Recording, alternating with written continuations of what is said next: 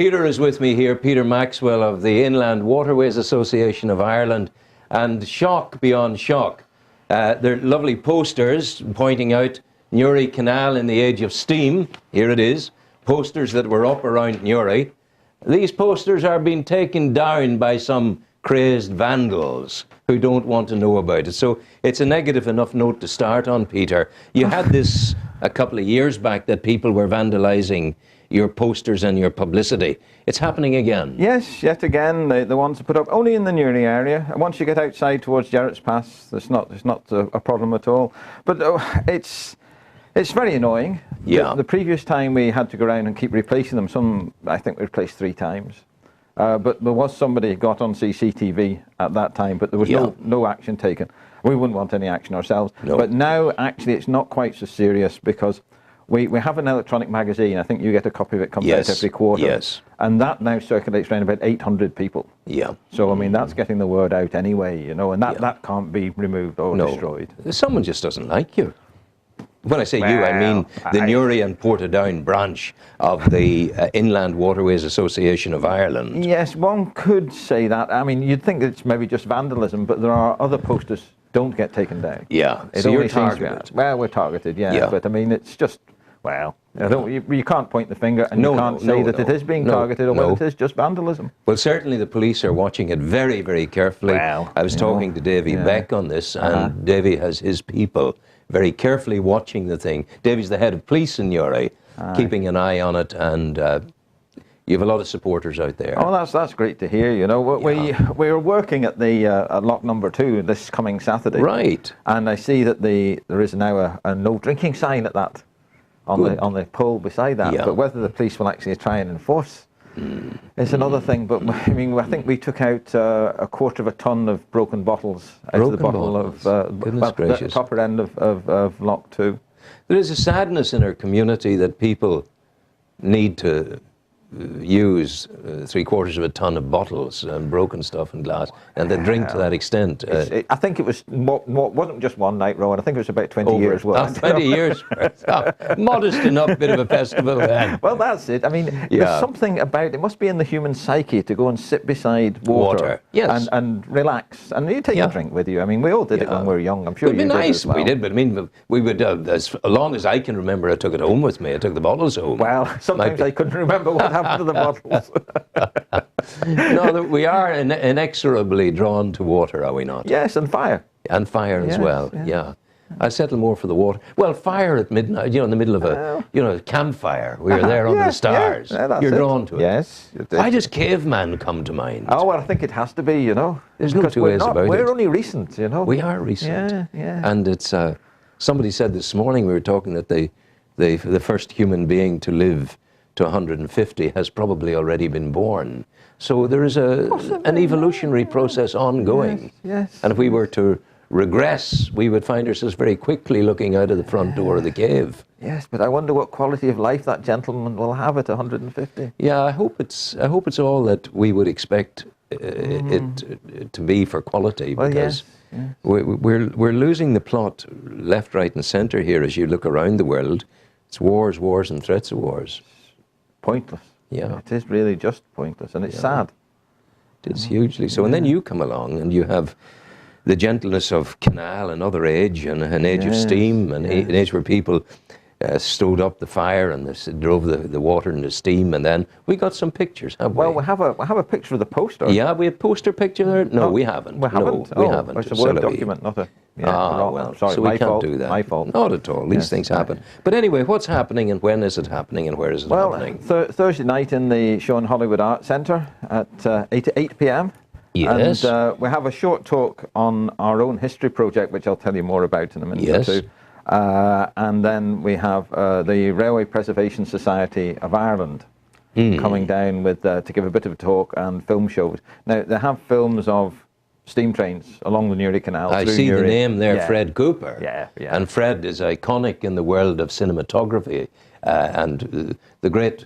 We did with Davy Dillon, I made a lovely documentary for the BBC on the Clanrye connections. Right, and Fred Cooper's work is in that film. Ah, yes, I've seen the film. And the train going up and down from Newry, leaving Dublin Bridge Station in Newry, heading down the Warren Point road track and on the way down past Narrow Water into Warren Point. Sure, those were wonderful times, which I remember very, very well. Goodness Oh, gracious. you would, Rowan. I would. Don't say that with such enthusiasm, dear boy. So I'm going to tell the people again about this, so, and just to give my shout to it as well, you see.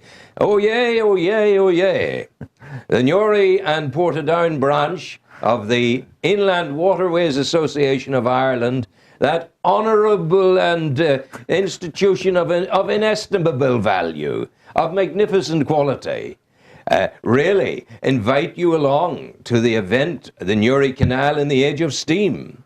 Enjoy a film show of local railway and canal interest, presented by the Honourable, the Great, the Wonderful Charles Friel and Frederick Fred Cooper from the Railway Preservation Society of Ireland. It's on Thursday the 13th of March. Thursday the 13th of March. And that's tomorrow. Indeed. And that's at 8 o'clock in the evening time, when the sun has fallen beneath the meniscus, in the Sean Hollywood Arts Centre, Newry. Come along, enjoy a magnificent, magnificent evening. And it's going to be good. Oh, yes, indeed. You know, now, do you know that Fred Cooper is also an icon with the accordion? Is he? Yes, indeed. Will he play a tune tomorrow Well, night? I don't know. I think if we give him half a chance, he might. He's a good man. Well, he plays at the Scarva Visitors Centre. Oh, yes, well, I do. They have music now in a Sunday afternoon out there. And Fred would play. And Fred plays in the little band there. I can't remember the name of the band. And it's, they're similar ages to himself. And I think one of his sons possibly plays as well. I saw someone advertising the towpath walk, the 23rd Hospice Newry Canal towpath walk, 23 years ago. And I recall vividly the first towpath walk, when there was no towpath, when we brought knives and machetes with us to beat our way through and walk. That's how we got to Scarva. And then at the pub in Scarva there was a Berkoo boiler type thing full of stew for us. Very good. For making our way back home again. And that was the beginnings of it. It was great. But the other things that are happening with you at the moment are what? Well, first of all, let me say how pleased we are. The council have cleaned up the end of the bridge where the Bestbrook River joins into the canal. And it had trees growing out of the stone bank of the canal. And we did offer to take them down, but the council said they prefer to do it themselves. They're quite substantial, the trees. And they've done that before the end of March, before the end of February. I mean, important to do it again because before the start of the regrowth. Well, that's it. It made things a bit easier. But now, not only have they been removed and it's saving the wall, as you walk up from the city out, you can get a lovely view. That's a twin arch bridge, a beautiful stonework. And now you can see it. Before you couldn't see it. My goodness, it's marvellous the difference that the cleaning up makes, which of course we're doing a lot of cleaning up ourselves and have done over the years. You have a strong membership now. Oh yes, we have over about 96 members, I think it is. 96. And what proportion of what percentage of the 96 would be active members?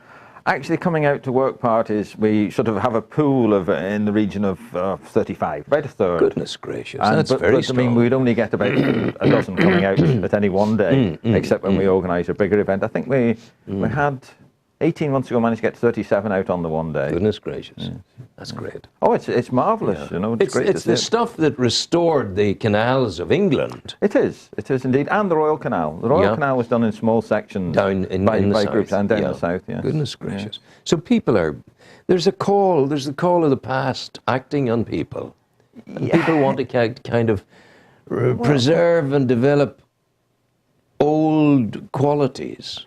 That's part of it, certainly, but the other part is there are people of I'm going to say our age, but between your age and my age, who actually are bored.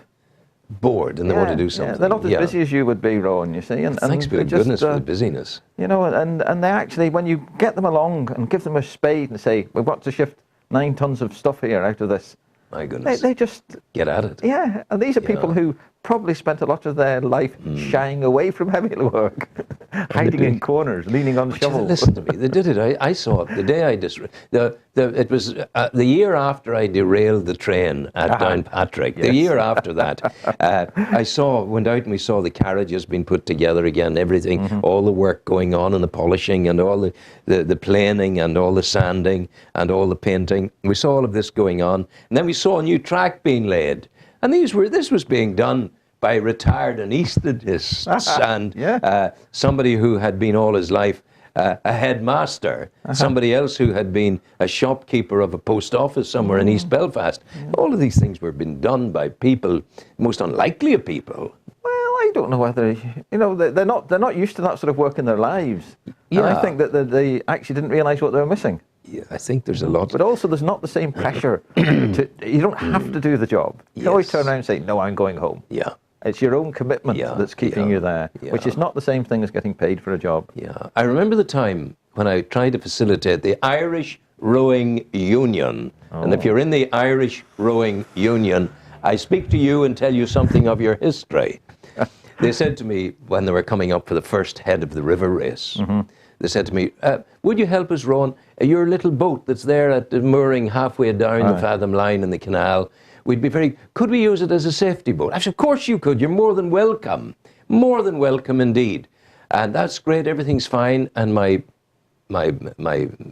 huge mooring buoy is in the middle of the canal. I said, you just need to be careful with the mooring buoy. Will that be okay? And for some reason, it wasn't the full flood of dozens and dozens and dozens of them. There were trials and they were going individuals. Yes. But what happened was they returned the boat. And I took the boat from the quays down to my mooring, 1.5 miles down beyond the quarry. Could I find my mooring buoy? No, I couldn't. Irish Rowing Union. I said, where is my mooring buoy gone? Has it been taken up into the atmosphere, into the ionosphere by orbiting Cardassians? And I got to thinking. I went to my car and I got my diving tanks and my diving suit out. Vested myself for the task, dived down, found it lying on the bottom, fixed a rope to it, brought the rope up, brought the boat out, and started to haul it up. And there was my beautiful buoy, and with the mark of the water, of the canal on it, the water mark around it, and exactly sort of 8 inches up from the water mark, the most perfect triangular hole in it. So the thing went a stage further. They'd obviously sunk it. So I said to the fellow, I said, now, I want you to give me a new mooring buoy. Oh, we can't possibly do that. We can't possibly do that. I said, this is going to have to be dealt with. And it's a new mooring buoy. It's the cost of doing all this. And they said, no, we didn't do this. We didn't. You did it. Of course you did it, Irish Rowing Union. Of course you did. So we did a deal. I said £100 to Oxfam, and you give the £100 to Oxfam, and I'll repair this myself. And they did. Oh, very and all good. was satisfied. Very good. Yes. But guilt was never admitted. No, guilt was never admitted. That's terrible. I had sympathy for that fellow who swum out into the middle of the Henley, the London boat race. Yes. I said, maybe he got his mooring buoy sunk as well. Maybe indeed. But can you imagine such things would happen? And then the day on the canal when Donnelly and I at New Year, God rest Donnelly, he was founding chairman, he's dead now. We were there and we were having canal tea. And canal tea, of course, was Thompson's black rum, hot, made with the water of the canal. And it was lovely. We were drinking this and the Marines were walking down along the bank. And we were saying, acting the age, you were saying, Happy New Year to you, Happy New Year, chaps, Happy New Year. And this was going on. And we couldn't understand why there were so few cars and lorries on the Fathom line, not a one. The place had been sealed off. There was a bomb scare on the whole length of the thing. And on another occasion, I'll stop in a moment, but there's so many stories. On another occasion, Donnelly and I were at the tanks, where the old tanks were. There's a huge tree there, and we were walking out through the undergrowth. What did we stand upon? Undercover soldiers hiding. Goodness me. And I said, oh, we're terribly sorry. Probably blew their upper, whatever they were at, so away they went. And then more recently I found a dozen large packs of diazepam sunk on the runway, on the slipway, and said to the police, you've got to come and take this. And 3 feet of water. I said, we need for the underwater team to The come. underwater team, yes. Oh, for goodness sake. I know. Yes. And they didn't. And I got them out in, and that was it. So the memories of the canal are many indeed. But it's lovely to see all the boats there. Yes, at the basin, quays. yes. It's great. Oh, it's marvellous to see it. Without a doubt. It's a huge thing of it's the stuff that I dreamed about.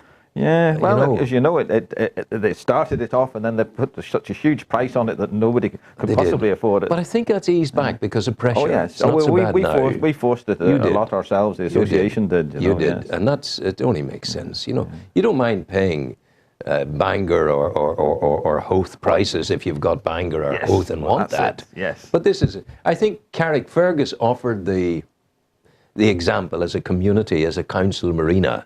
So they were able to get the prices right, I think. No.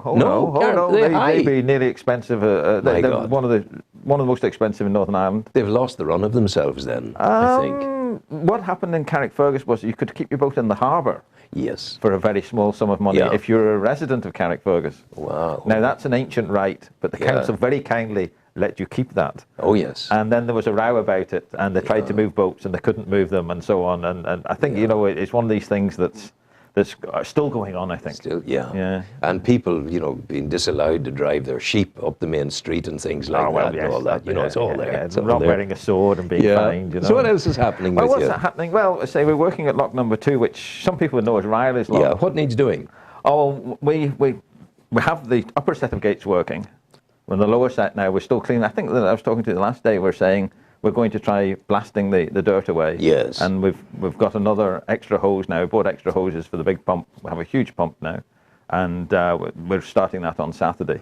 Yeah. But they're just about the names of the locks. Lots of people know that as Riley's lock. Yes. But I mean, we're doing a history project. This is what I'm coming on to. But so we've been looking into it. And of course, I mean, it wasn't always called Riley's lock. I mean, the history of the canal is 250 years. Riley's were the last lock keepers in it. Yes, yes. But I mean, it's had various names over the years, and we are making a list of these. And we believe that the history of the canal should be mentioned much further back. You know, it's all very well. Yes, there's still probably relatives of the Rileys around today, but the people who had it before also deserve a say. And you're really not. You don't have to go back all that many generations to get to the start of it all. Oh no, indeed, no. You know, 1742 was was the time. Yeah. Well, the locks were all known by the townland names at that time because, of course, the lock keepers hadn't been dwelling there for long enough to get the names on it, and also the navigation authority didn't like them named after the lock keepers because of it bestowed rights. Sort of ownership, maybe. Yes, and so there was certainly. They referred to them always as lock numbers or the townland. Yeah. So there was a method to that particular madness. Oh yeah, that was just deliberate on their part, you know, not to pass anything. They're talking now about a kind of cycleway, a walkway from Newry through to the locks, then on through to Omeath and Carlingford and on further. Have you heard of this? Yes, indeed. We're at the Ship Canal User Group meeting about 6 months ago. There was a presentation done by Dundalk Cycling Club, who are actually the main driver behind it. They're doing it from Dundalk round as far as the border. Yeah. And I believe they have funding in place for that, and that bit's going ahead. Good. And certainly the council are clearing a lot of trees down the bank between the canal and the river. Well, that leads me to the next question, I think, that if good things like that are happening, what's the kind of prognosis for the ship canal at the moment? Because it's more difficult to see a reopening all the way through to Lough Neagh. Not that we're ruling it out, we're just acknowledging the difficulty that's inherent in that. But from Newry to the sea is good, it's solid, it's operable. Is everything okay? Well, last year there have been troubles with silt building up inside the main lock chamber down at Victoria Lock. And I'm told that the lock gates are coming out.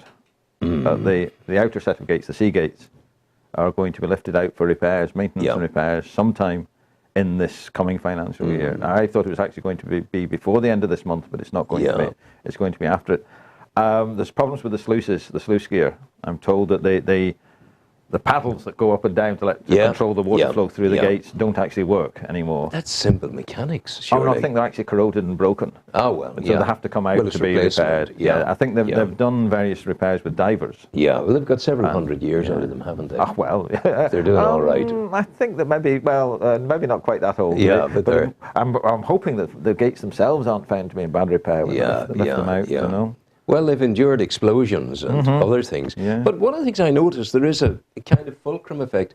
The warp that goes from the gate to the winch that turns it and pulls it open, that warp is attached to the top of the gate, where that would indicate the pressure is going on the top of the gate and not to the bottom of the gate. So there's a warping effect that could occur. There are two things. They've been mechanised probably since you came up through them. It's actually hydraulic rams. Oh. But they're at the top of the gate, as you say. Exactly the same sort of thing.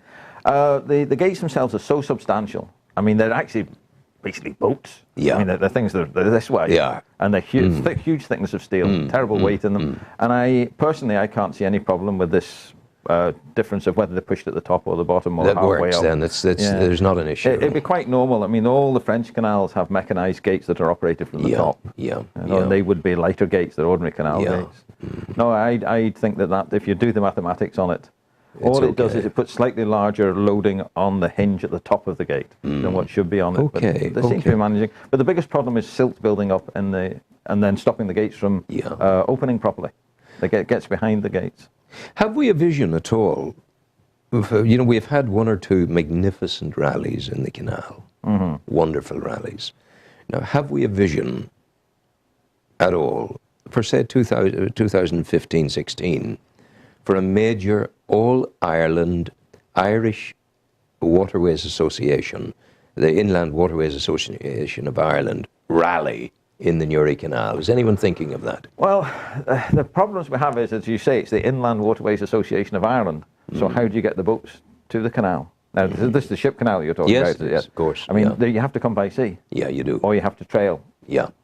Behind the vehicle. So if you have to come by sea, well, basically we haven't got those sort of boats, and it's a long journey up from Dublin. It is. Which is the nearest exit. Well, maybe from the answer is to do what we've done before and make it a seagoing rally. Invite people in from the yachting fraternity and the boating fraternity. Yes, we'd certainly like to see that. Now, we do have what's called a powerboat branch in the Inland Waterways Association, which mainly are speedboats. Yeah. Well, we don't want those. No, we don't want them speeding. No, we don't want them speeding. But they're allowed to go as long as they keep their speed down. Which is very, very hard for them to do. But I rather think the gentlemanly people of the Inland Waterways Association would know how to keep the speed down. Well, a lot of these people would have two boats. Yes. They would have a cruiser with a slow speed, and these ones that can trail easily behind the car. Yes, yeah. And certainly there are moves afoot now. I can announce this now that hopefully we are going to be able to organise a rally, and we'll launch somewhere like Carlingford at the Sailing Club. Wow. On the ramp there, and then come on up. And when are we looking for? What sort of date? It certainly won't be early in this summer. No, it'll be towards the autumn. Towards the autumn? Yeah. A special rally? A special rally, yes. Indeed. Goodness gracious. Yeah. Now, we do hope, if we can get these gates to work up at Riley's Lock, we do hope that we can have a small boat rally on from Sands Mill up. But we are having a lot of problems. We estimate there's 5 feet of silt between Sands Mill and the top end of Riley's Lock. What would do that? A draught? Would you be able to take it out with a draught? You can't. Can't get close. You need a long reach digger. Yeah. And then you have the problem of disposal, and it's classed as mixed waste. Yeah. Because it has plastic bottles, Coca-Cola tins, glass bottles, metal, the muck, and God knows what pollutants in it. Yeah. Which I know it sounds strange, but with runoff from agricultural land, it could cost you £75 a tonne. Of course. Get rid of it. Yeah. In tax, not in the charge. Never mind the cost of removal. Well, I have to tell you that Donnelly and I, to our eternal credit, were kind of vigilantes for the canal. And once when there were a garage long ago, 30 years ago, in the Wynn Industrial Park, dumped raw oil into the canal. Donnelly and I in our canoe made the approach. We brought with us lots and lots and lots of old rags, and with a long pole we stuck right up the pipes, all the way through to the heart of the Win. And I'm telling you it now, Win, sue me if you wish. I'll be delighted to meet you in court. But we stuffed the thing and we solved it. And very soon we had to clean the swans from their vandalism that they imposed on the poor swans. We had to clean them and capture them and clean them on several occasions, but then it stopped. Well, we had won. Yes, which was good. One. That's all. That it takes action. That's what it is. Action does it. But can you imagine the stupidity of anyone dumping raw oil and off? Well, but as I said, that has nothing to do with any current incumbents there. I want to make that very, very clear. No. It was some time ago. So we had more people just got certified yesterday for the hogweed I'm very spray. sorry. Not certified. Oh my God! I thought you'd been not that bad. Sanctioned. What do they call it? Sectioned? Section. No. We certified as for use of pesticide sprays. Yeah. So we now have 5, and this is more of an attack on the giant hogweed. Yeah. Which is a bit late coming up. There's no sign of it at the moment. Good. I doubt if we killed it all last year. No, you wouldn't. But you're doing your thing. I think that it's just a bit late coming up this year. Yeah. Well, I want to, as we have another 4 minutes to go, and I want to tell people and remind them again. Indeed, thank you. And this is really something. This is a treasure. The number of people who meet me here, there, and everywhere, and say, "Oh, that wonderful film about the railways in Newry. Where can you get a copy of it?" Get your butt into gear and get down to the Newry Canal in the Age of Steam event. Tomorrow night, Thursday, the 13th of March, 8 o'clock, in the Sean Hollywood Arts Centre. Get in there and meet the man whose film features in that documentary. And that man is Fred Cooper from the Railway Preservation Society of Ireland. So there's your chance. It's been run by the Newry and Portadown branch of the Inland Waterways Association of Ireland, one of the finest organisations in the land and on the water. Have you developed walking on water skills yet, my dear boy? We've been trying. We've been trying, yes. But it tends to get wet. It's there for you. So don't be asking me anymore about it. Just go to the thing and there it is there. And it's only a £5. It's only a £5, for goodness sake. Yeah. And you'll have the crack and you'll have the joie de vivre of being around water, which is a huge thing. Right, what else have you to tell me? Well, there's one point I feel I have to make, because I'm sure you listen to RTE News quite a bit. I do. And there's trouble with charities. Oh my in the Republic God. of Ireland and payments. Do you know that 8 or 10 of their chief executives are paid over 100,000? Yes, I know. 12 it is, actually. 12, yes. Over between 100 and 180,000. What sort of people are these rehab folks? It's disgusting. It's disgusting. I want to make a point, and we are a charity registered in Dublin. Yes. We have no employees whatever. Yeah. Everybody is a volunteer. Everybody who runs this association is a volunteer. Volunteer all the way. Nobody gets paid, so not one penny that goes into our association goes into some fat cat's pocket. No. We're there with, and you see the calluses on the man's hands, digging out the rubbish from the canal and getting rid of it. That's it. So you're going well. I'm delighted with that, and thank you so much for coming in. It's no problem, Rowan. It's always glad to come and see you, and especially when we've something to push like this great night with the steam. It's important. It might be nice to do a monthly inland waterways section on the programme, so that we have you have it for yourselves, and you come in and you bring your own guests, and we do that. That would be nice, wouldn't it? Yeah, that would be very good. Look at that, because we have other things. We're doing a bit of gardening out at Loch 3. We're just about to start. That's Ferran's Loch. Yeah, plant some scallions, because Scallywags. I tried to buy scallions off Tesco, and then of Philip in Warren Point, the local fruiterer, and Tesco taking the scallions from Bogota. Is that where they come from? I bit these things.